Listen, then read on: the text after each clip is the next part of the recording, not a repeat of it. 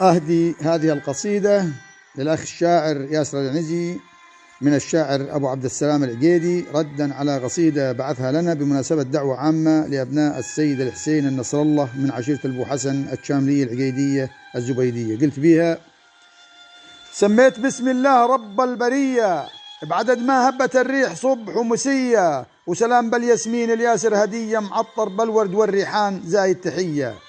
أدعوك يا ابن أجواد ضيف علي وضيف على البرزان وكل العنية، أحيي عنزة وشعارها على الهوية وخصك بالشعر وحروف زهرية. أحيي عنزة وشعارها على الهوية وخصك بالشعر وحروف زهرية. حر فقع يا عبيد والشمس حية يدور على ملفاه وخلى الحدية. حر فقع يا عبيد والشمس حية يدور على ملفاه وخلى الحدية. ترى الكرم والجود للوايلية ذبحة الجعدان وابن الثنية.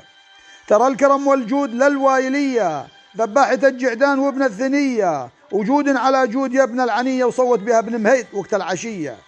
وجود على جود يا ابن العنية وصوت بها ابن مهيد ما العشا هيا. وبربعكم فنجال ودلال حية وزود على الفرسان على المعنقية.